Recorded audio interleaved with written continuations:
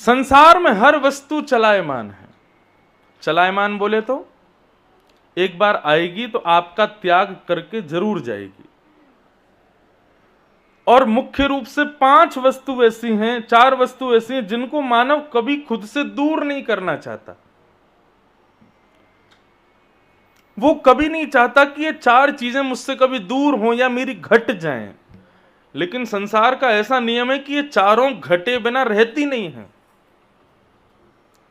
कौन कौन से? पहला, चला लक्ष्मी। लक्ष्मी चलायमान है, मतलब धन। आप कितना भी कमा लेना, कितना भी अपने पॉकेट में या अपने बैंक बैलेंस में या अपने पृथ्वी में, अलमारियों में, तिजोरियों में कहीं भी रख लेना, वो जाएगा जरूर।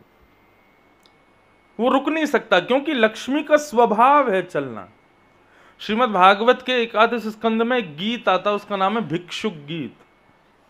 भिक्षुक गीत का यही कथन है कि जो व्यक्ति लक्ष्मी होते हुए भी उसको चलायमान नहीं करता, मतलब उसको निकालता नहीं है, उसका व्यय नहीं करता, उसका दान नहीं करता। लक्ष्मी का दान क्या है? लक्ष्मी के व्यय करने वाले, खर्च करने वाले 3 प्रकार के होते हैं, उत्तम, मध्यम और अधम। उत्तम, मध्यम, अधम के लक्षण क्या हैं? उत्तम व्यक्ति अपनी लक्ष्मी को, मतलब अपने धन को पुत्री मानता है। यहां देखो सब लोग, व्यापारी लोग अधिकतर बैठे हैं, बहुत ध्यान से सुनिएगा इस विषय को।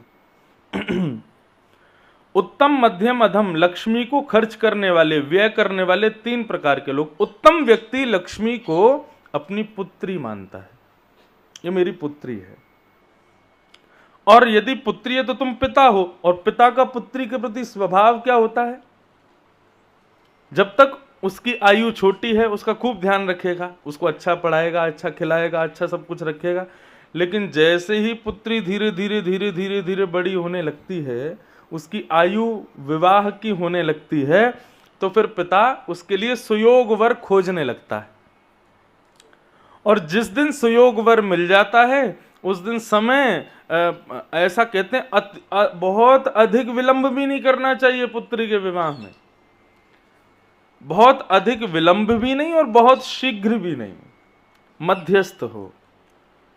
केवल पुत्री नहीं, पुत्र का भी एक समय नियोजित है, उस पर उसका विवाह कर देना चाहिए। अच्छा, एक और बात मैं कहूं, आयु पर डिपेंड नहीं करता विवाह का होना, उसके बौद्धिक विवेक पर डिपेंड करता है। कई बालक मैंने देखे 30-30 वर्ष के हो जाते हैं, लेकिन बौद्धिक विकास उनका नहीं होता।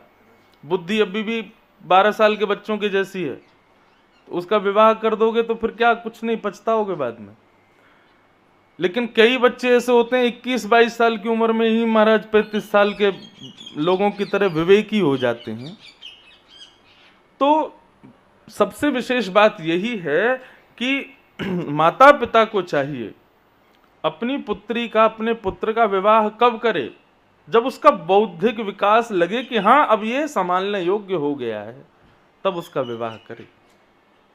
बाकी आयु तो सब शास्त्रों में लिखा है, इतनी आयु पर कर देना चाहिए, इससे अधिक होने पर फिर दोष होता है, आदि आदि जो भी है।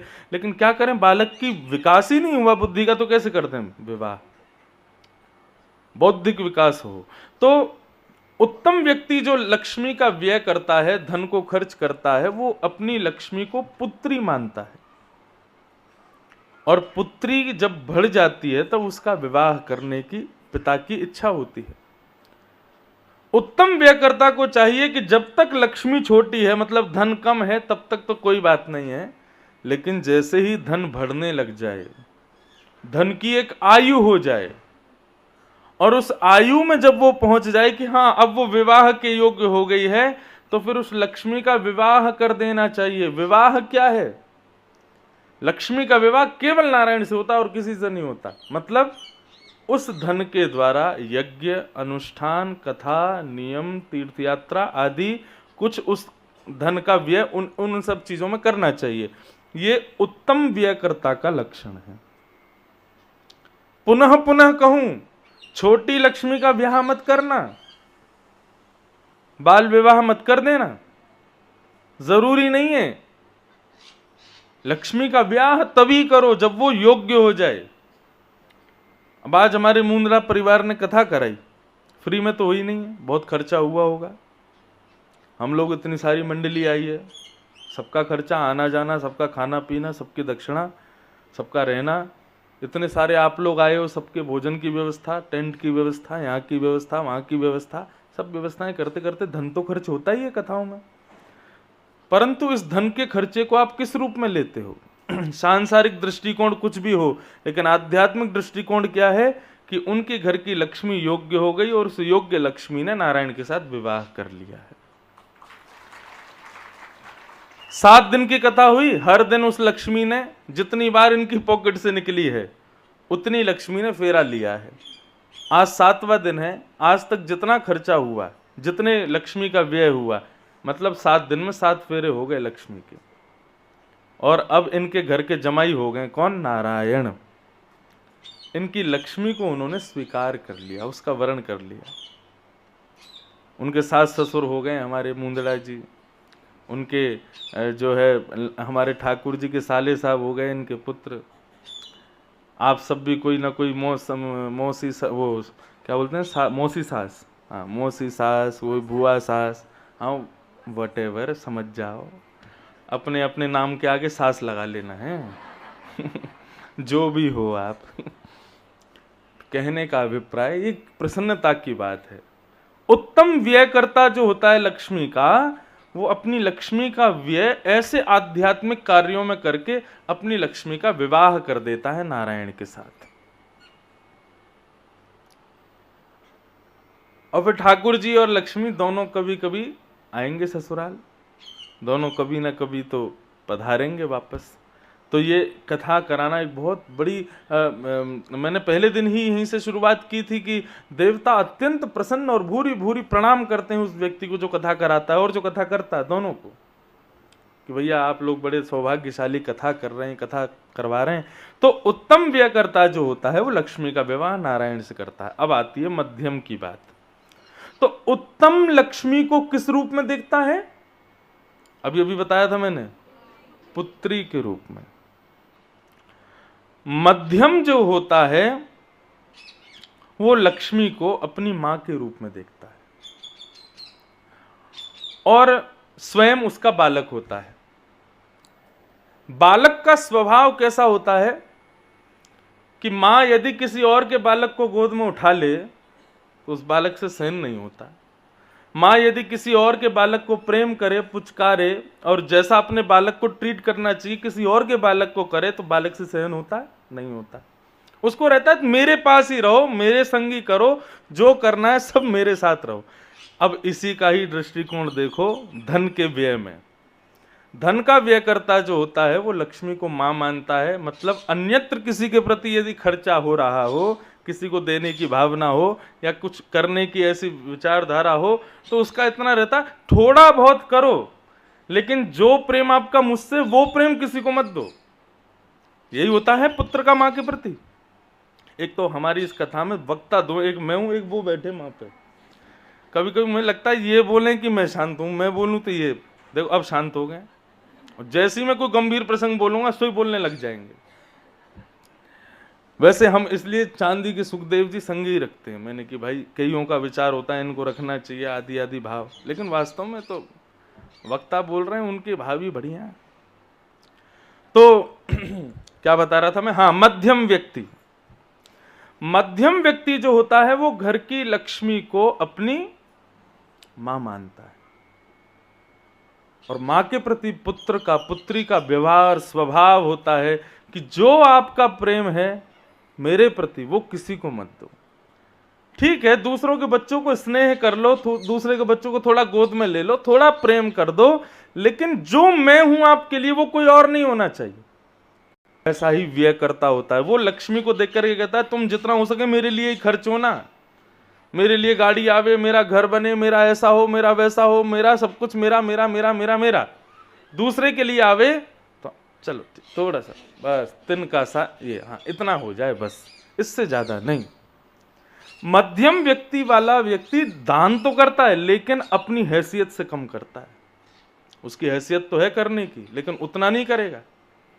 कम निकालेगा और खुद को दिखाएगा कैसा, भाई मैं तो दीन हूं, मुझ पे तो कुछ है ही नहीं, मैं तो ऐसा हूं वैसा हूं। इस प्रकार से अपनी माँ को छुपा करके रखता है, अपने लिए ज्यादा व्यय करता है।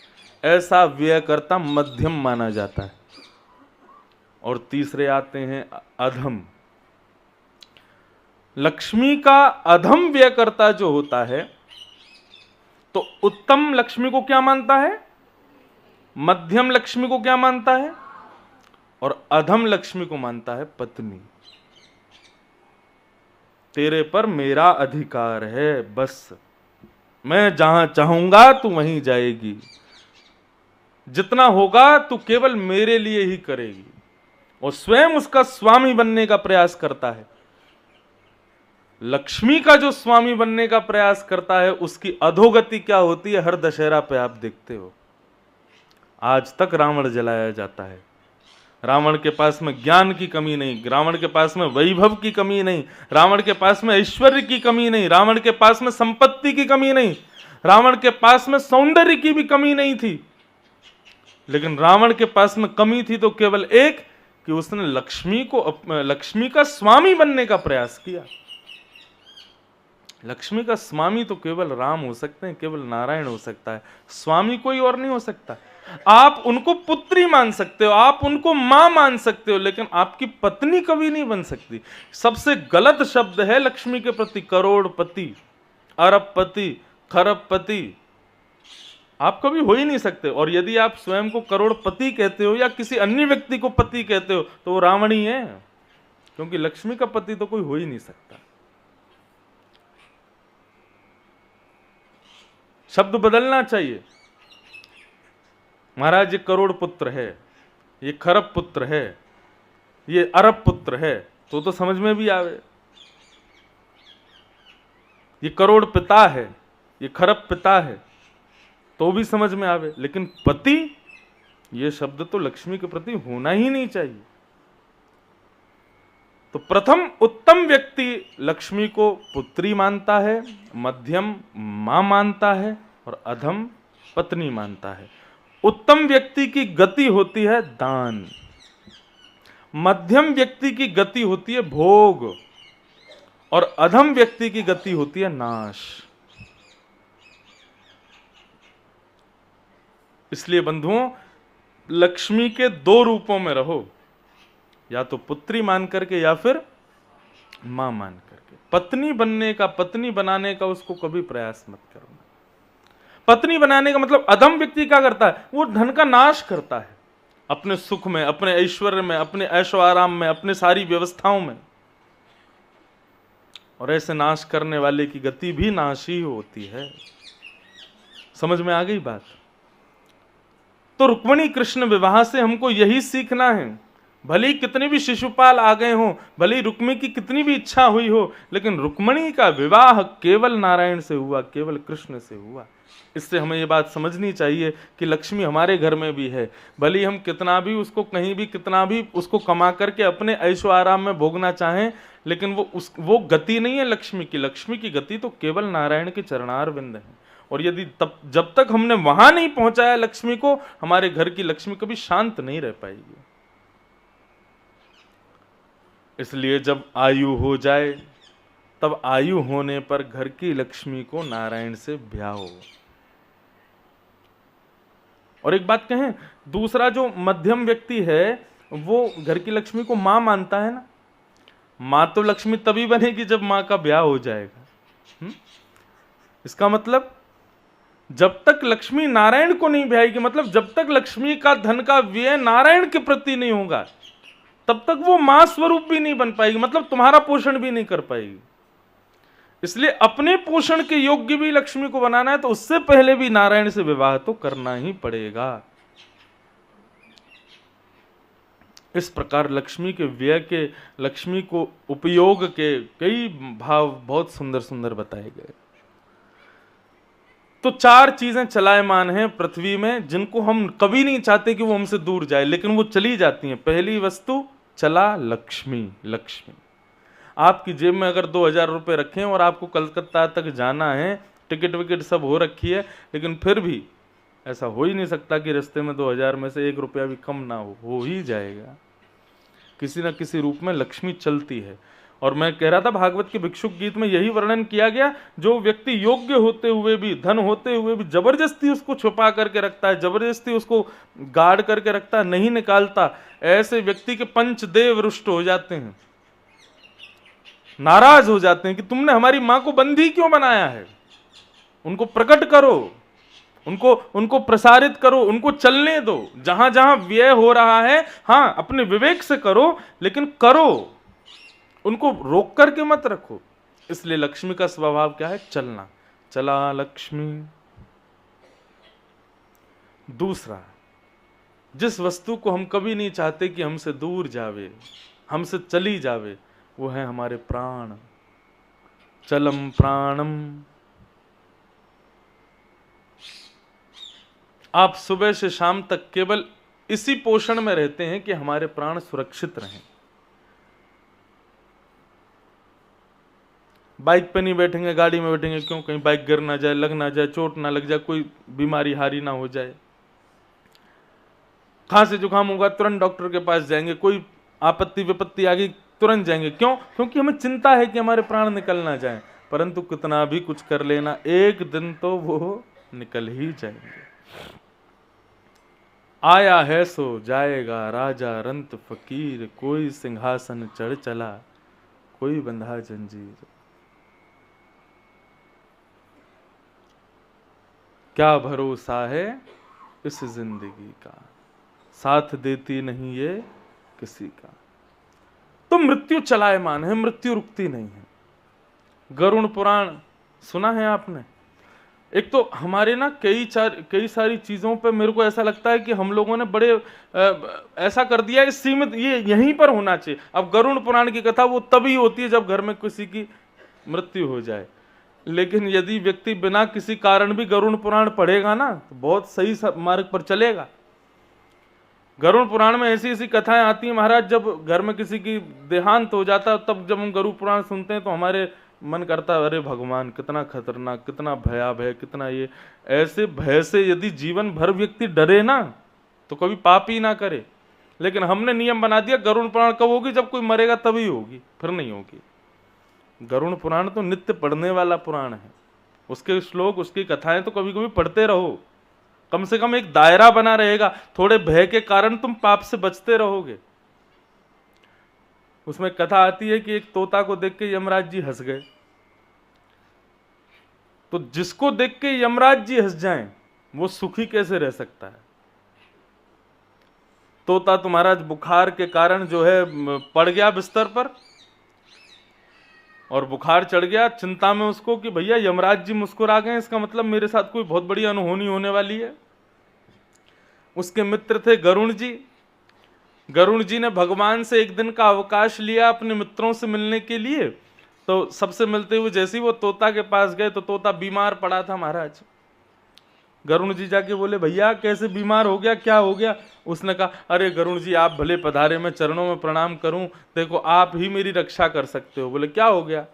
बोले कल मैं डाल पर बैठा था, बढ़िया ठंडी हवा चल रही थी, आराम से बैठ करके श्वास ले रहा था, इतने में ही आपके वो यमलोक के स्वामी यमराज जो हैं, नरक के स्वामी, वो यहाँ से विचरण कर रहे थे। मैंने तो पहले ही मुंह फेर लिया था कि इनको मैं दिखूं नहीं, कहीं मेरे को देख के मारने का मन बना लिया तो। यमराज जी का तो काम ही है नरक पहुंचाना। मैं तो उनसे बचने का प्रयास कर रहा था, लेकिन फिर भी मेरी जरा सी उनके नजर मिली तो वो मेरे को देख के हंस गए। मेरा तो तब से भोजन पानी छूट गया है, बुखार 102 से नीचे नहीं आ रहा है। गरुड़ जी बोले, तो क्या चाहते हो बताओ? बोले आप मुझे कहीं सुरक्षित कर दो और जाकर के यमराज जी से कह दो कि अभी मुझे नहीं मारे, अभी तो मेरा ब्याह हुआ है, अभी तो मुझे जीवन देखना है आगे का। गरुड़ जी बोले, अरे तू चिंता मत कर, ये सब यमराज आदि सब हमारे नारायण के दास हैं, मैं अभी जाके उससे बात कर लूंगा, उससे कह दूंगा मेरे मित्र को मत मारना, तू बच जाएगा, ठीक है? हाँ भैया बड़ी कृपा, और तेरे को बचना है ना, तू आ चल मेरे पास एक बहुत बढ़िया जगह, वहां यमराज क्या, यमराज के पिताजी भी नहीं पहुंच पाएंगे, तुझे छोड़ आऊंगा वहां पे। और गरुड़ जी उस तोते को लेकर के 7 समुद्र पार दूर कहीं एक टापू पर, समुद्र के बीचों बीच एक गुफा थी टापू में, उसमें उसको छोड़ दिया। बोले अब यहाँ पे तो देख यमराज भी नहीं आ पाएगा, यहाँ प्रेम से तू भोजन कर और मैं जा रहा हूँ यमलोक। यमराज से अभी बोल के आता हूं, तुझे नहीं मारेंगे, फिर तुझे वापस तेरे घर छोड़ाऊंगा, ठीक है। तोता तो नाचने लगा, बड़ी कृपा भैया, आपने इतनी कृपा कर दी, मैं इसका इसका इसका उपकार कैसे दूं आपको। बोले उपकार की क्या बात है, तू बैठ, मैं जाता हूं यमराज के पास। तोता को छोड़ के यमराज के पास जैसे ही गरुण जी गए, यमराज जी ने स्वागत किया, आओ गरुण जी, कैसे आए। बोले भैया देखो, स्वागत सत्कार बाद में करना, पहले हमारी बात सुनो।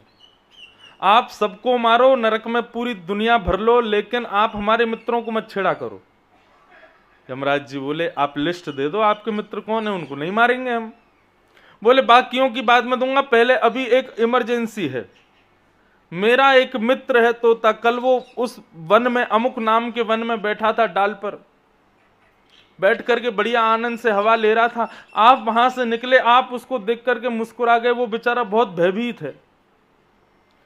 उसके भय को दूर करने के लिए मैं उसको 7 समुद्र पार एक टापू पर गुफा में छोड़ के आ गया हूं, और अब आपसे निवेदन करने आया हूं, उसको मारिएगा मत। गरुण जी बोले तो बहुत बड़ी गड़बड़ हो गई महाराज। बोले गड़बड़ कैसे। बोले मैं उस तोते को देख के पता है क्यों मुस्कुरा रहा था।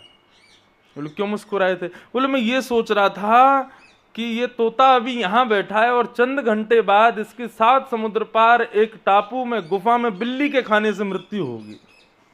मैं ये सोच रहा था ये तोता इतनी दूर कैसे पहुंचेगा। और अभी अभी आपने बताया कि आप उसको 7 समुद्र पार एक टापू में गुफा में छोड़ के आए हो। बोले हाँ हाँ, मैं खुद ही छोड़ के आया हूं। बोले महाराज उसकी तो मृत्यु हो गई, एक बिल्ली खा गई उसको। वो भला जहां रह रहा था वहीं पर सुरक्षित था, आपने गड़बड़ी कर दी जो उसको इतनी दूर छोड़ा है। उसकी मृत्यु वहीं थी, वो मर गया। वो पीछे देखो उसकी आत्मा भटक रही है। गरुण जी ने पीछे देखा, तोता मरा हुआ आ गया। यमराज जी बोले भगवान, मृत्यु पर कोई वश नहीं कर सकता। मृत्यु जहां जिस समय जिसकी जैसे है वैसे हो जाएगी, उसको कोई टाल नहीं सकता। लेकिन हां, मृत्यु यदि टलती है ठाकुर जी की कृपा से हो सकती है, बाकी नहीं तो और कोई उपचार नहीं है मृत्यु को टालने का। पहली वस्तु जिसको हम अपने से कभी दूर नहीं करना चाहते वो है लक्ष्मी, लेकिन चली जाती है। दूसरी वस्तु जिसको हम अपने से कभी दूर नहीं करना चाहते वो है हमारे प्राण, लेकिन कितना भी बचा लेना, कितना भी च्यवनप्राश खा लो, कितने भी दूध पी लो, कितने भी मोती पिष्टी खा लो, कितने भी पतंजलि की दवाइयां औषधियां दिन रात लेते रहो, मृत्यु तो आएगी।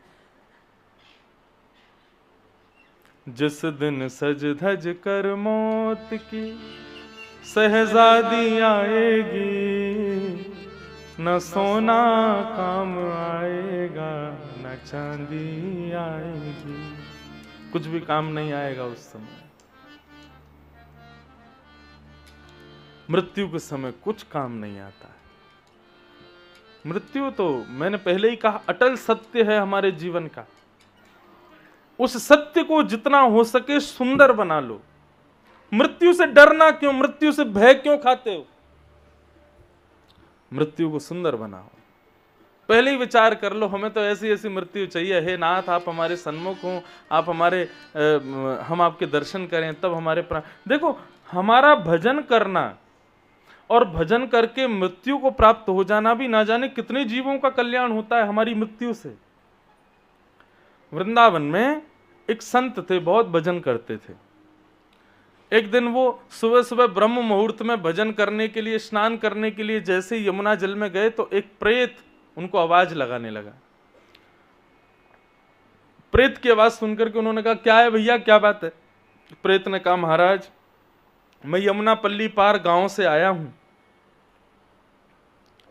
एक बार बाढ़ आई थी बहुत वर्षों पूर्व, तो उस बाढ़ में सोते हुए हमारा पूरा गांव यमुना जी के जल के चपेट में आ गया और हम सब की मृत्यु हो गई थी।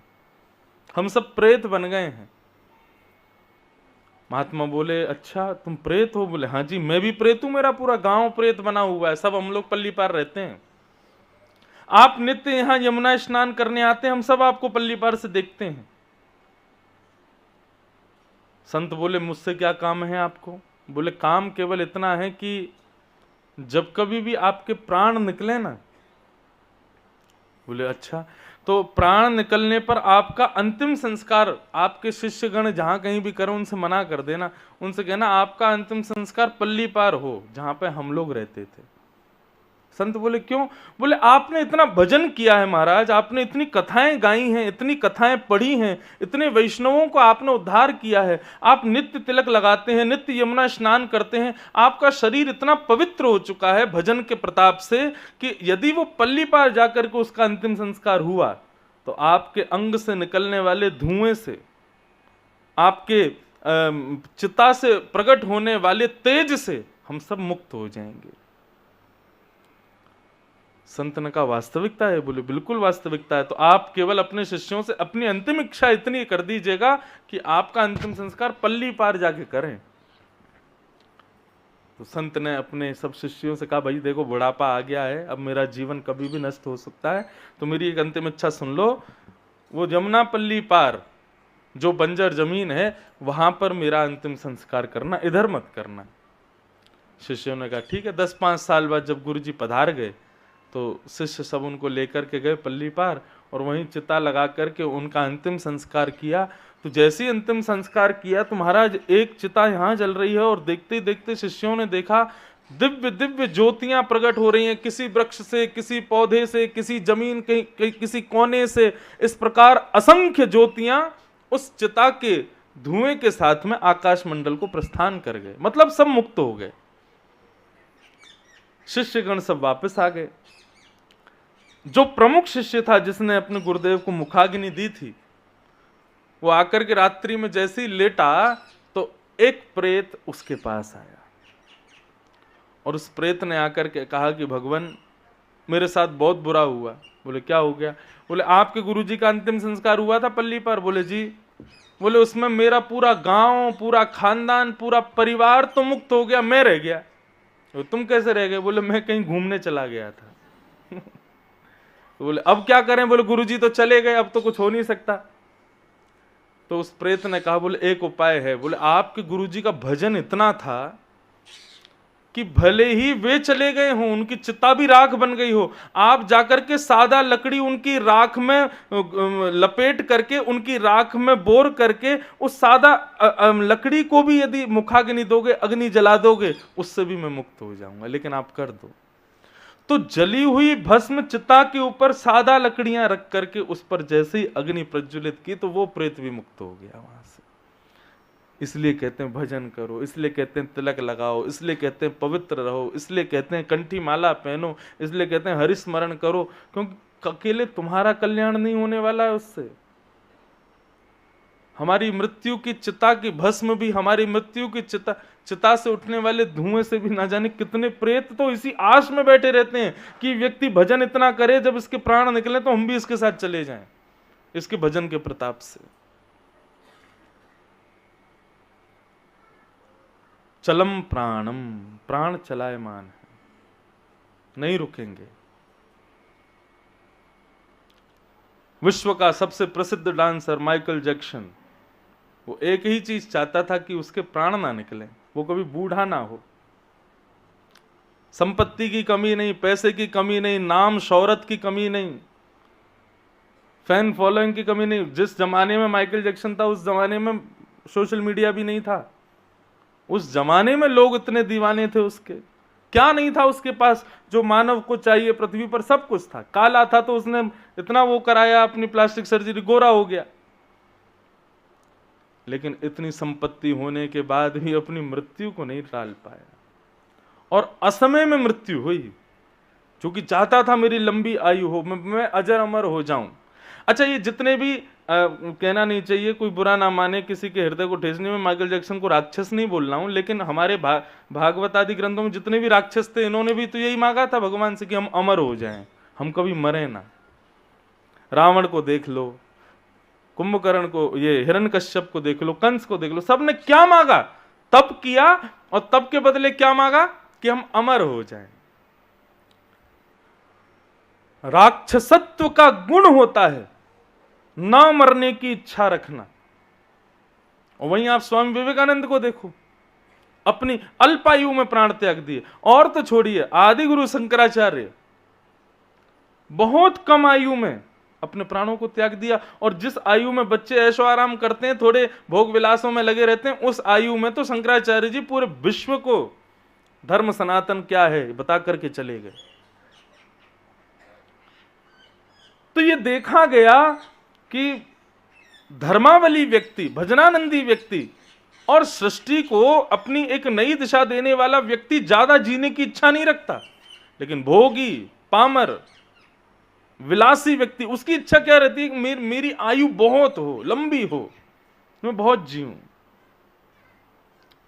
पर भगवत भजन करने वाले व्यक्तियों की इच्छा नहीं होती, तो बस ये चाहते हैं अल्पायु हो, लेकिन उस अल्पायु में भी ठाकुर जी का दर्शन हो जाए, ठाकुर जी का अनुभव हो जाए, हमसे कोई पाप ना हो, हमसे कोई दूषित कृत्य ना हो, ऐसी भावना रखते हैं। तो चला लक्ष्मी चलम प्राणम। और तीसरी चीज जिसको हम कभी अपने से दूर नहीं करना चाहते, चलम जीवत यौवनम, युवावस्था। युवावस्था ये भी हम कभी नहीं चाहते कि हमसे दूर हो। क्यों? क्योंकि युवावस्था में सब कुछ बड़ा बढ़िया होता है। कुछ भी खाओ कोई टेंशन नहीं, कुछ भी पहनो कोई टेंशन नहीं, कुछ भी करो कोई टेंशन नहीं, कैसे भी रहो कोई टेंशन नहीं। सब चाहते हैं कि हम सदा युवा बने रहें, लेकिन नहीं हो पाता। दुनिया भर की क्रीम लगा लेंगे, दुनिया भर के ना जाने क्या क्या चीजें मुंह पे लगाते रहेंगे। माताएं तो लगाती हैं, चलो श्रृंगार है, भाई लोग भी लगाने लग गए हैं आजकल। पता ही नहीं चलती है कि स्त्री है कि पुरुष है, अंतर ही नहीं समझ में आता है। ऐसे विचित्र वेशभूषा बना करके रहते हैं आजकल के युवा भाई लोग भी, बस पूछो मत। और क्या चाहते हैं? हम सदा युवा बने रहें। कई बार तो ऐसा होता है कि इतनी युवावस्था चढ़ जाती है बेचारों को, हो गए 70 साल के, लेकिन अब भी युवा ही बने डोल रहे हैं। अब भी यही चाहते हैं कि हम युवा हैं, हम तो वैसा ही भाव है हमारा। अमेरिका में एक बार मैं था तो 60 साल की एक माता जी थी, उनको मैंने आंटी बोल दिया। वो 3 दिन तक मेरे से बात नहीं करी उन्होंने। तुमने मुझे आंटी कैसे बोला? क्यों? अरे भले चेहरे से लग रही हूं, लेकिन मुझे ऐसा प्रिटेंड मत कराओ कि मैं वृद्ध हूं, मैं अब भी युवा हूं, मैं ऐसी हूं। वह क्यों चाहते हैं हम लोग? चलम जीवत यौवनम, युवावस्था चाहने से भी नहीं रुकेगी, एक दिन चली जाएगी। मुंबई दिल्ली में तो आज भी आजकल नए बालक फिर भी बड़े संभल के रहते हैं। बड़े बूढ़ों को देखो तो महाराज, उनको देख के लगता है राम राम, ये क्या कर रहे हैं, किस स्थिति में रह रहे हैं। 70 साल के हो गए, 80 साल, अब भी फटी जींस पहन के घूम रहे हैं। ऐसा दिखाते हैं हम युवा हैं, हम अभी जवान हैं। चलम जीवत यौवन, नहीं रुक पाएगी वो युवावस्था, चली जाएगी। जितना आप अपने चेहरे को, आंखों को, नाक को, मुख को जितना आप स्वस्थ देखते हो, एक दिन आएगा कि वो सब चला जाएगा। चलम जीवत यौवनम। तो लक्ष्मी चलायमान, प्राण चलायमान, युवावस्था चलायमान, और चला चलेति संसारे। संसार में अपने अपने कहने वाले, ये मेरा, ये मेरा, ये मेरा कहने वाली जितनी भी वस्तुएं हैं, चाहे वो घर हो, गाड़ी हो, पत्नी हो, बच्चे हो, पिता हो, माँ हो, कुछ भी क्यों ना हो, एक दिन सब चला जाएगा। और जाएगा नहीं तो केवल एक वस्तु जिसको तुमने कभी अपना माना ही नहीं था, धर्म एको ही निश्चला। वो धर्म कभी तुम्हें छोड़ के नहीं जाएगा। चाहे तुम वृद्ध हो जाना, चाहे तुम निर्धन हो जाना, चाहे तुम अलक्ष्मी हो जाना, चाहे तुम्हारे माता पिता, तुम्हारी पत्नी, बच्चे कुछ भी छोड़ दें, तुम्हारी युवावस्था छोड़ के चली जाए, लेकिन वो धर्म जो तुम्हारा है वो तुमको कभी नहीं छोड़ेगा। निर्धन रहोगे तब भी वैसा ही रहेगा, धनवान हो जाओगे तब भी वैसा ही रहेगा। धर्म एको ही निश्चल। और धर्म क्या है? रामो विग्रहवान धर्म। श्री राम ही धर्म है, श्री कृष्ण ही धर्म है। वो कभी हमें छोड़ के नहीं जाते, समीप ही हैं, बस हम स्वीकार नहीं करते उनको। मानव का एक स्वभाव है, वो प्रस्तुत व्यक्ति को, प्रस्तुत वस्तु को स्वीकार नहीं करता। जो अप्रस्तुत है, जो अप्रकट है, उस वस्तु की खोज करता है। जो उसके पास है उसको स्वीकार नहीं करता। एक पंक्ति मैं गाया करता हूं।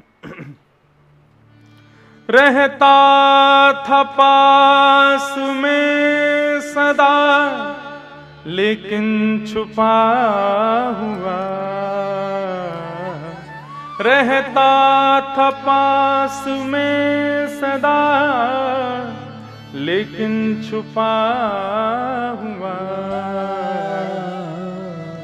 पर ये कथाएं आदि सुन करके, गुरुजनों की सन्निधि में जाकर के, ये सत्संग आदि श्रवण करके एक दिन क्या हुआ, करके दया दयालु ने, करके दया दयालु ने पर्दा उठा दिया।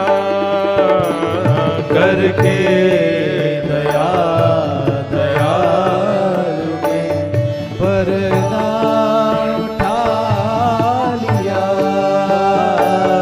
किस देवता ने आज मेरा दिल चुरा लिया। किस देवता ने आज मेरा दिल चुरा लिया। आप में से पंढरपुर कितने लोग गए हैं? पंढरपुर कोई गया? पंढरपुर बहुत कम लोग गए हैं। एक बार प्रार्थना है आप सबसे, अन्य किसी तीर्थ में जाने का भाव बने ना, उसको एक बार मेरे कहने से थोड़ा सा स्थगित करके पंढरपुर जाइएगा और पंढरपुर में श्री विट्ठल भगवान का दर्शन कीजिएगा। देखो, शहर से मतलब मत रखना, गलियों से मतलब मत रखना, वहां के लोगों से मतलब मत रखना। आप तो पंढरीनाथ को देखने जाना। आप विश्वास करें, मैं वहां जाके फिर मुझको याद करोगे, हाँ महाराज जी ने सही कहा, यहाँ जरूर आना था। थोड़ी कथा बताऊं वहां की। पुंडलीक नाम का एक भक्त था, अपने माता पिता की बिल्कुल सेवा नहीं करता था। एक बार माता पिता ने कहा कि पुंडलीक हमको काशी जाना है, हमारी व्यवस्था कर दे। पुंडलीक बोला, भगवान ने पांव दिए, चल के चले जाओ, मुझसे क्या कह रहे हो कि व्यवस्था कर दे। माता पिता चले गए पैदल पैदल बेचारे काशी की ओर। कहाँ? महाराष्ट्र, शोलापुर के पास है, पुणे से आगे शोलापुर के बीच में पंढरपुर। वहां से पैदल पैदल काशी जा रहे थे। अब यहाँ पुंडलीक के मित्रगण आए और पुंडलीक से कहने लगे, मित्र पुंडलीक, हमने एक नया रथ खरीदा है, चलो इससे घूमने चलते हैं। पुंडलीक बोला, कहाँ जाएंगे? बोले, काशी जाते हैं। पुंडलीक के मन में तो आया, मेरे माता पिता भी गए लेकिन वो पैदल गए, लेकिन अब मेरे सखा मेरे लिए रथ लेके आए तो मैं तो रथ से जाऊंगा। रथ से जाने लगा। रास्ते में उसको दिखाई दिया कि मेरे माता पिता पैदल पैदल जा रहे हैं, तो पुंडलीक ने चेहरा भी घुमा लिया, नहीं देखा उनकी ओर, चलता चला गया। प्रयाग जब पहुंचा, रात्रि में एक आश्रम में रुका था पुंडलीक। लेकिन माता पिता का भजन इतना था, माता पिता का तप इतना था कि पुंडलीक पर उसका प्रभाव होना ही था। पुंडलीक रात में सोया था, जैसे ही सुबह उठ करके रात्रि में उसको प्यास लगी तो पानी पीने के लिए अपने कक्ष से बाहर आया तो क्या देखता है, आश्रम के आंगन में 3 बूढ़ी माताएं और बड़ी कुरूपनी, मतलब उनको कोई देख नहीं सकता, ऐसा उनका स्वरूप, फुंसी फोड़े हो रहे हैं मुख पर, काला बिल्कुल अंग, और वो तीनों माताएं झाड़ू लगा रही हैं। पुंडलीक उनको देखने लगा, बोले इतना विचित्र स्वरूप क्यों है इनका। और देखते देखते क्या देखता है कि झाड़ू लगाते लगाते लगाते लगाते लगाते उनका रूप निखरने लगा, वो सुंदर होने लगी, वो सुंदर बिल्कुल स्वच्छ उनका रंग हो गया, सारे फुंसी फोड़े गायब, और इतनी सुंदर कि पुंडलीक देखता रह गया। पुंडलीक समीप गया, बोले मैं प्रणाम करता हूं, लेकिन मैंने जो अभी देखा वो मुझे विश्वास नहीं हो रहा। आपने जब झाड़ू लगाना शुरू किया, आप अत्यंत कुरूपणी थी, क्षमा करना, पर आप इतनी सुंदर कैसे हो गए? आप तीनों कौन हैं? तीनों ने अपना परिचय दिया, बोले ये यमुना है, मैं गंगा हूं, ये सरस्वती, हम तीनों का संगम है प्रयाग में। पूरे दिन लोग आकर के नहाते हैं, अपने पापों को, अपनी दूषितता को, अपने मैल को, अपनी गंदगी को हमें छोड़ जाते हैं। तो हम पवित्र होने के लिए इस आश्रम में आते हैं, और यहाँ आने वाले लोगों के माता पिता, लोगों के गुरुजन, लोगों के वैष्णव जन, भजन करने वाले संत जन, उनकी चरण रज जो है उसको अपने हाथों से बुहारते हैं। तो जब वो चरण रज उड़ करके हमारे अंग पर लगती है तो हमारे सारे पाप नष्ट हो जाते हैं। जितनी दूषितता लोग हम में छोड़ के गए वो सब दूर हो जाती है। पुंडलीक बोला, क्या ये वास्तव में सब? बोले, तुमने देखा अभी गंगा को भी अपने मैल दूर करने होते हैं तो वो गुरुजन, माता पिता, संत जन, इनके चरण रज को अपने से लगाती है। कहीं ना कहीं मेहतरानी बनकर के गंगा चली जाती है और जाकर के झाड़ू लगा के उस धूल से स्वयं नहा लेती है, तो वो पवित्र हो जाती है। पुंडलीक बोला, माता पिता गुरु के चरणों में इतनी पवित्रता होती है? बोला हाँ। पुंडलीक का जीवन बदल गया। उसी समय गया दौड़ता हुआ रथ लेकर के, बीच रास्ते में एक पेड़ के नीचे माता पिता सोए थे, जाकर के रुदन करता हुआ उनके चरणों से लिपट गया, दोनों को अपने रथ में बिठाया और काशी की जगह दर्शन करा करके रथ से ही घर लेकर के गया। और जीवन पर्यंत संसार की किसी वस्तु को उसने कभी महत्वता दी ही नहीं। अपने माता पिता के चरणों को छोड़ के कभी नहीं गया। उसके इस भक्ति भाव से द्वारिकाधीश इतने प्रसन्न हो गए कि श्री डोंगरे जी महाराज कथा में कहते थे कि द्वारिकाधीश अपनी लीला पूरी करके वैकुंठ नहीं गए, वैकुंठ से पहले द्वारिकाधीश पंढरपुर गए। बोले कि एक बार पुंडलीक को मैं दर्शन दे आऊं। और एक बात कहूं, भक्तों को ठाकुर जी दर्शन, हम जैसे भक्तों को दर्शन देते हैं, लेकिन पुंडलीक जैसे भक्तों का दर्शन करने भगवान जाते हैं। भगवान पहुंच गए, द्वार पर खड़े थे, पुंडलीक माता पिता के चरणों की सेवा कर रहा था। तो ठाकुर जी जब चलते हैं तो चंदन की सुगंधी आती है, नूपुरों की ध्वनि आती है, एक दिव्य तेज प्रकट होता है।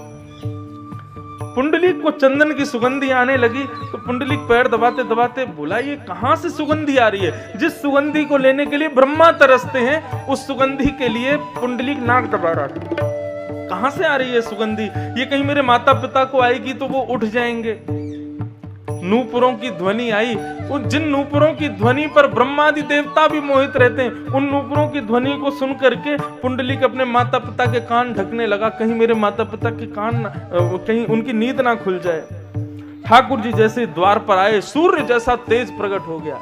पुंडलीक ने जाके पर्दा लगा दिया, पता नहीं कहां से आ जाते हैं लोग। भगवान बोले, पुंडलीक हम आए हैं। बोले कौन हम? बोले जगत नियंता, जगदाधार, जगदीश्वर, साक्षात द्वारिकाधीश आए हैं तुम्हारे द्वार पर। क्यों आए हैं? तुमको दर्शन देने आए हैं। मैंने ऐसा क्या किया? बोले तुम अपने माता पिता की सेवा करते हो, उससे रीझ के आए हैं। बोले तुम्हारे दर्शन के लिए नहीं कर रहा हूं मैं अपने लिए कर रहा हूं। मेरी निष्ठा है, मेरे माता पिता हैं, इसलिए कर रहा हूं। द्वारिकाधीश बोले अच्छा, हमको बहुत प्रिय है तुम्हारा भाव, एक बार आके दर्शन तो कर जाओ मेरा। पुंडलीक बोला, अभी मेरा नियम पूरा नहीं हुआ, मैं इतनी देर तो पैर दबाता ही हूं, और आप उससे पहले आ गए हो, बिन बुलाए आ गए हो, मैंने तो बुलाया नहीं था। द्वारिकाधीश बोले, हम तो आ गए पुंडलीक, अब तो दर्शन कर लो ना। पुंडलीक बोला, ये और बला आ गई मेरे सिर पर। भगवान को देख के बोले, उसने कहा अच्छा आ गए हो तो एक काम करो, थोड़ी देर इंतजार करो। ईंट सरका दी ठाकुर जी के पास, लो इस पे बैठ जाओ थोड़ी देर। उस ईंट को देखा जैसे ही, लक्ष्मी ने आके हाथ पकड़ा, बोले इतना आपका अपमान कर रहा है फिर भी यहीं खड़े हो? बोले नहीं, अब तो मैं पुंडलीक को दर्शन दिए बगैर जाऊंगा नहीं। और उस ईंट के ऊपर खड़े हो गए और एक प्रतीक्षा के भाव में खड़े हो गए कि जब तक पुंडलीक की सेवा पूरी नहीं होगी मैं यहीं खड़ा रहूंगा। और प्रकट हो गए हमारे पंढरपुर में श्री विठलनाथ। बोलो विठल भगवान की। तो ठाकुर जी कृपा करते हैं, वो धर्म स्वरूप है, वो हमको कभी छोड़ के नहीं जाते। बस कृपा होने की देर है, वो प्रकट हो जाते हैं। ओ किस देवता ने आज मेरा दिल चुरा लिया, किस देवता ने आज मेरा दिल चुरा लिया, किस देवता ने आज मेरा दिल चुरा लिया,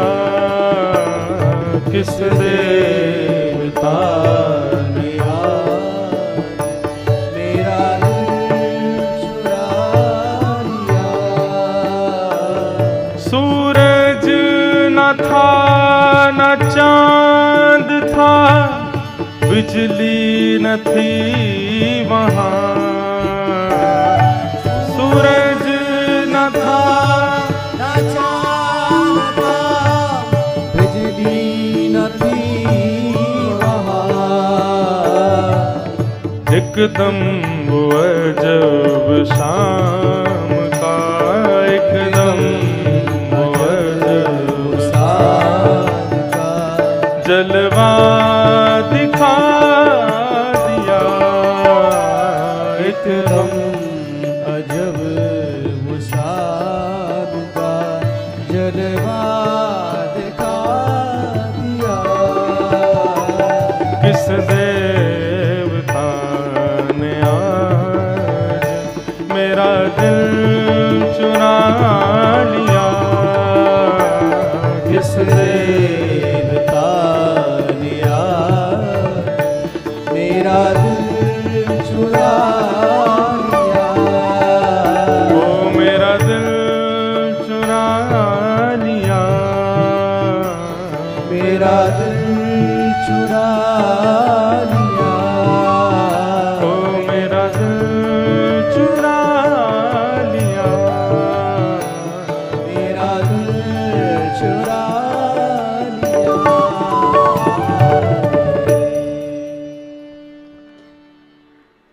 तो धर्म एको ही निश्चल, सब छोड़ देते हैं लेकिन नाथ कभी नहीं छोड़ते।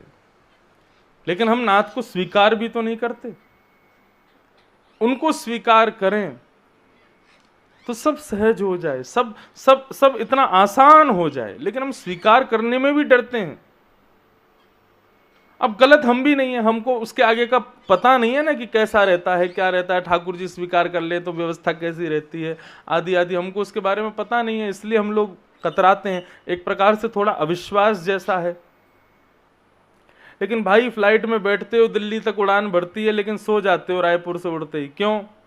पायलट को तो देखा नहीं आपने, पायलट पर कैसे विश्वास हो जाता है? हमारा विश्वास है। ट्रेन में बैठते हो, दिल्ली तक ट्रेन जाती, रात में सो जाते हो, कैसे सो जाते हो? ट्रेन चालक को तो देखा नहीं आपने, फिर भी आपको विश्वास है। ठीक वैसे ही जैसे पायलट को बिना देखे उस पर विश्वास है, ट्रेन चालक को बिना देखे उस पर विश्वास है, ऐसे ठाकुर जी भले ही दिखे ना हो, विश्वास हम क्यों नहीं कर पाते? यहीं पर हमारा विश्वास क्यों डगमगा जाता है? यहां पर हम क्यों नहीं कर पाते जहां पर हमको करना ही चाहिए? मुझे तो कभी कभी दोष इसमें हमारा भी नहीं लगता, ठाकुर जी ही नहीं होने देते हैं।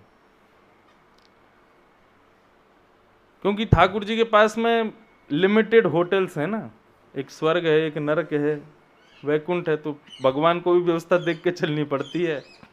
बोले भाई ज्यादा वैकुंठ में भी जगह नहीं है, लेकिन हमको कोई रूम तो चाहिए नहीं है, कोनों ही दे दियो भले ही, लेकिन आएंगे तो हम आपके पास ही। हम भी भक्ति पथ लेके चल रहे हैं महाराज, जबरदस्ती ले जाएंगे लोगों ने, लेकिन आएंगे ठाकुर जी के पास ही। तो इस प्रकार बंधुओं सब चलायमान है। तो भगवान का विवाह लक्ष्मी के साथ में हुआ, ठाकुर जी का दूसरा विवाह हुआ जाम्बती के साथ। भगवान का अब जो प्रसंग आता है ये बड़ा बहुत टफ, वैसे तो देखो भगवान के जन्म से लेके अंत तक श्री कृष्ण के टफ ही रहा, कभी इजी तो रहा नहीं, लेकिन एक गृहस्थ आश्रम में आने के बाद और थोड़ा सा टफ हो गया। कैसे? बहुत ध्यान से सुनना। द्वारिका में एक यादव रहता था, उसका नाम था सत्राजित। उसके पास में एक मणि थी, मणि का नाम था सीमंतक मणि, और वो उस मणि के बड़े दिखावे में रहता था। क्यों? क्योंकि उस मणि की विशेषता यह थी कि वो हजारों किलो सोना रोज प्रकट करती थी। तो उस मणि को देखने के लिए महाराज बड़ी भीड़ रहती थी, और सत्राजित दिन में एक बार अपने अटारी पर आकर के उस मणि को पहन करके सबको दिखाता था, और सब लोग उसकी जय जयकार करते थे। द्वारिका में ही रहता था। भगवान को एक दिन पता चला कि भाई सत्राजित पर एक मणि है, वो हजारों किलो सोना देते। तो भगवान ने अपने बुद्धि विवेक से विचार किया, एक आदमी इतने 1000 किलो सोने का क्या करेगा? हमारी नई नई द्वारिका नगरी बसी है अभी, यहां पर सबके खाने पीने, बच्चों के पढ़ाई की सबकी व्यवस्था का जिम्मेवारी हमारी है, तो एक बार हमको अपना पक्ष रखना चाहिए। भाई तुमको जितना सोना चाहिए तुम हमसे ले लिया करो, मणि हमको दे दो, उससे जितना सोना होगा हम सब दुनिया में उसको लगाएंगे, सबका कल्याण करेंगे, सबकी भरपाई करेंगे, और फिर जितना ये कहेगा 100 किलो 200 किलो 1000 किलो भी कहेगा तो हम इसको दे दिया करेंगे। बाकी के बचे हुए से सृष्टि में थोड़ा हम लोग सृजन कर पाएंगे। भगवान की विचारधारा भी ठीक थी। तो विचार करते हुए ठाकुर जी सत्राजित के पास गए और सत्राजित से जाकर के कहने लगे कि भैया ये मणि हमको दे दो, इससे हजारों किलो सोना होता है, उससे हम थोड़ा द्वारिका के लोगों का उद्धार करेंगे, बाकी तुमको जितना चाहिए तुम्हारे उपयोग के लिए तुम हमसे रोज हम दे दिया करेंगे तुमको। लेकिन सत्राजित ने स्पष्ट मना कर दिया भगवान को, बोले कि ऐसा बिल्कुल नहीं होगा, ये मेरी मणि है, सूर्य ने प्रसन्न होकर के मुझको दी है, मेरे पास ही रहेगी सदा सर्वदा। भगवान बोले एक बार ही कहना चाहिए। अब देखो एक एक चीज, यहां छोटी छोटी बातें हैं, सब समझने की हैं गृहस्थियों के लिए। कई बार ऐसा होता है कि आप दूसरे की भलाई के लिए कुछ बातें कहने जाते हैं कि भाई तुमको ऐसा नहीं करना चाहिए, इस प्रकार नहीं करना चाहिए, लेकिन सामने वाला व्यक्ति सोचता है कि ये चाहता नहीं है कि मेरा भला हो, इसलिए ऐसा बोल रहा है। ऐसा होता है कि नहीं? ठाकुर जी यहां पर ये स्पष्ट कर रहे हैं कि भाई एक ही बार अपना भाव रखो, पीछे मत पड़ो, नहीं तो वो जो मन में विचार कर रहा है ना तुम्हारे लिए, उस पर मोहर और लग जाएगी बार बार कहोगे तो। अब जैसे कि घर के बच्चे जा रहे हैं विदेश पढ़ने, अपना ही उदाहरण दे रहा हूं मैं विदेश जा रहा था, 9वीं कक्षा में था, तो पढ़ने के लिए पिताजी मुझे अमेरिका भेज रहे थे। तो सब व्यवस्था हो गई, मैंने एग्जाम भी क्लियर कर दिया था, मेरा जाने की तिथि 2 महीने रह गई थी, और मेरा ये था कि वहां पर मैं फिर स्कूल से ही शुरू करूंगा और अपना कॉलेज करके फिर आऊंगा, और फिर यहां आकर के भागवत के अध्ययन आदि करूंगा। तो किसी एक बहुत बड़े परिवार, उद्योगपति हैं मुंबई के, वो पिताजी से मिलने आए थे। तो पिताजी ने बताया, बोले कि ये जा रहे हैं वहाँ पढ़ने के लिए और ऐसा ऐसा इनकी व्यवस्था है। तो उन्होंने थोड़ी देर तो मुस्कुराए, फिर क्या बोले, बोले गुरुजी हम प्रार्थना करें क्या? बोले कि मत भेजिए। बोले क्यों? बोले फिर आपकी अगर इच्छा है कि ये जीवन में कभी भागवत जगत में आमे, तो वहां जाकर के और 5, 6, 10 वर्ष रहने के बाद फिर आप भूल जाना कि ऐसा हो पाएगा, क्योंकि वहां की वायु ऐसी है, वातावरण ऐसा है, स्वभाव लोगों का ऐसा है। भले ही ये उच्च शिक्षित जरूर हो जाएंगे, लेकिन आप चाहो कि आध्यात्म में ये आ जाएं, फिर नहीं हो पाएगा। तो मेरी राय है, मैं अनुभव से अपने से कह रहा हूं कि आप इनको वहां मत भेजिए। पिताजी महाराज ने तो उनकी बात मान करके एक क्षण में कह दिया। अब मुझे पता है क्या लग रहा था उस समय, कि ये चाहते नहीं है कि मैं जाऊं, इनके बच्चों की तरह पढ़े लिखूं।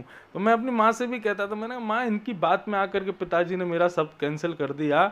उनके खुद के बच्चे तो इतने बढ़िया पढ़ लिख गए, वहाँ लंदन में पढ़ते हैं, वहाँ पढ़ते हैं, मैं जा रहा था, सब व्यवस्था हो गई, तो उन्होंने मना कर दिया।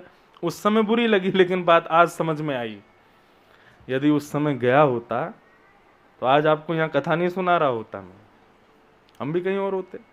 तो ठीक उसी प्रकार आज ठाकुर जी ने यहां पर अपना एक प्रस्ताव रखा सत्राजित के आगे कि भाई ये मणि हमको दे दो, इससे हजारों किलो सोना आता है, तुमको जितनी जरूरत है हम तुमको देंगे, बाकी का बचा हुआ जो है उससे हम थोड़ा द्वारिका का उद्धार करेंगे। सत्राजित ने मना कर दिया। तो ठाकुर जी ने दूसरा एक्शन क्या लिया? बोला ही नहीं सत्राजित से, फिर बस तेरी इच्छा, चले गए। क्योंकि अगर दोबारा ठाकुर जी कहते तो सत्राजित के मन में यह चल रहा था कि ये चाहते हैं कि लक्ष्मीपति केवल यही बने रहें, कोई और ना बन जाए, इसलिए मणि लेना चाह रहे हैं। भगवान बोले यदि मैंने दोबारा कहा ना मणि दे दो, तो इस बात पर मोहर लग जाएगी जो ये सोच रहा है, लेकिन मेरा भाव ऐसा है ही नहीं, तो मैं कुछ कहूंगा भी नहीं। ठाकुर जी चले गए। लेकिन बंधुओं, कभी कभी समय का दुख आता है। दुख 3 प्रकार के होते हैं, कर्म का, काल का और स्वभाव का।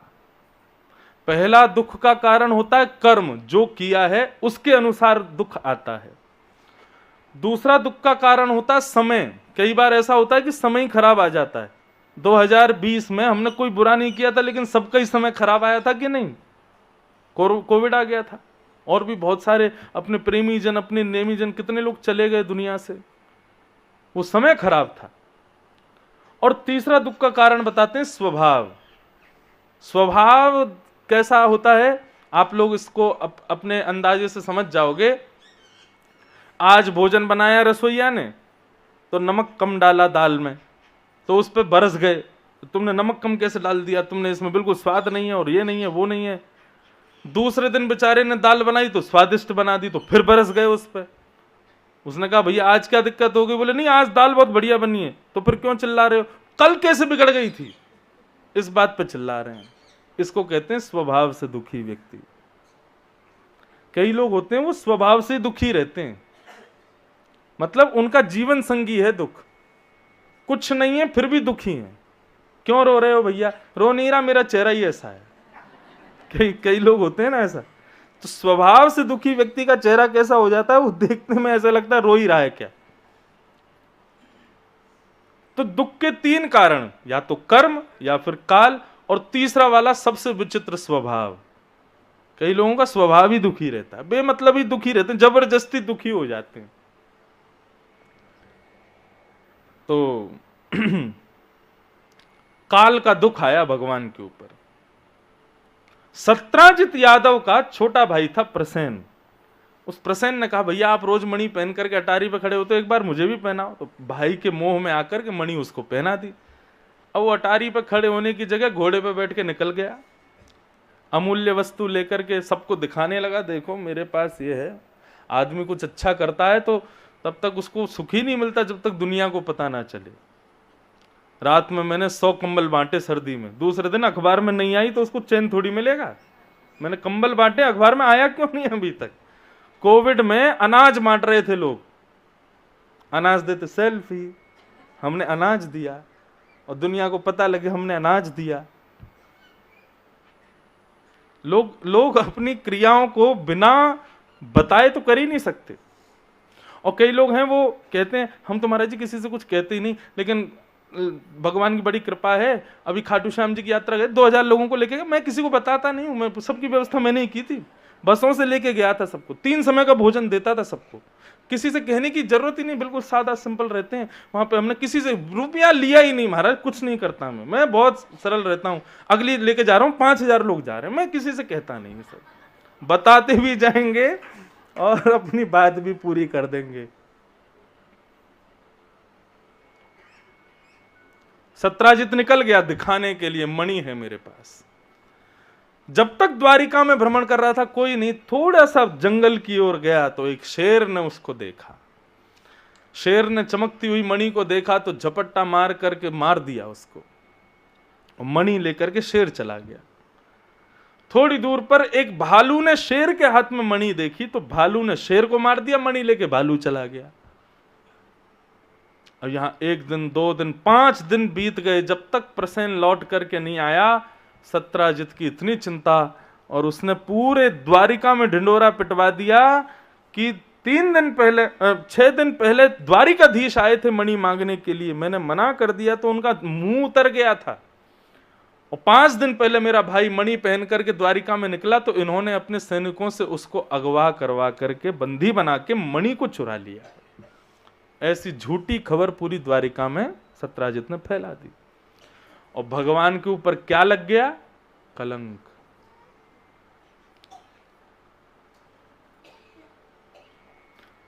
ठाकुर जी के कानों में जब ये बात पहुंची, पूरी द्वारिका में निंदा हो रही है, और अब तो भगवान पुरानी पुरानी बातें लेकर के लोग बैठ गए, बोले इनके तो माता पिता का ही पता नहीं, हम तो पहले से ही कह रहे थे। कभी सुनने में आता है नंद यशोदा के बालक हैं, कभी सुनते हैं देवकी वसुदेव के बालक हैं, हमको तो यही संशय होता है कि किसके बालक हैं। आदि आदि निकाल करके बातें लेकर के आने लगे, और पूर्ण रूपेण भगवान को दोषी संसार के लोगों ने, द्वारिका के लोगों ने मान लिया। ठाकुर जी अपनी स्वधर्मा सभा में बैठ करके मन में विचार कर रहे थे। ये देखो, ये ठाकुर जी की लीला नहीं है, ये गृहस्थ आश्रमी की लीला है। इसलिए मैंने पहले ही कहा आज की कथा गृहस्थियों के लिए है। भगवान मन में विचार कर रहे हैं, इन द्वारिका के लोगों के लिए सोने की नगरी बनवाई विश्वकर्मा से रात रात में, इनके लिए 17 बार जरासंध से युद्ध किया, काल यवन आया उससे युद्ध किया, कंस को मार करके इन सबको मुक्त किया। आज इन्हीं के उपकार के लिए मणि मांगने के लिए मैं गया, उसने देने से मना कर दिया, उसके बाद मणि के साथ जो कुछ भी हुआ दोषी मुझे। इतना सब कुछ किया इनके लिए, और आज इतनी सी बात पर इन्होंने एक बार भी विचार नहीं किया कि हम भगवान से पूछ लें, या फिर हम जाकर के थोड़ा इसका गहराई में जाकर के देखें कि ठाकुर जी ऐसा नहीं कर सकते। एक बार भी विचार नहीं किया, सीधा दोष मान करके और मुझ पर ही चढ़ गए। यही संसार का नियम है। आप कितना भी कर लेना उनके लिए, लेकिन आपके विपक्ष में एक बात आ गई तो ये सब परिवार आपको छोड़ देगा। ये पूरा संसार जो आज आपके गुणगान गा रहा है, देखो बंधुओं सदैव याद रखना, समुद्र मंथन में 14 रत्न निकले थे, उसमें विष निकला था, अमृत निकला था, ये तो सब जानते हैं, लेकिन विष भी निकला था। अमृत क्या है? बहुत सम्मान, बहुत आदर, बहुत प्रेम मिलना, यही अमृत के समान है। और निंदा मिलना, अपयश मिलना, लोगों के द्वारा आपकी निंदा, अपयश, अपमान, ये क्या है? विष के समान है। लेकिन याद रखना, अमृत पीने वाले देव कहलाए, लेकिन विष पीने वाले महादेव कहलाए।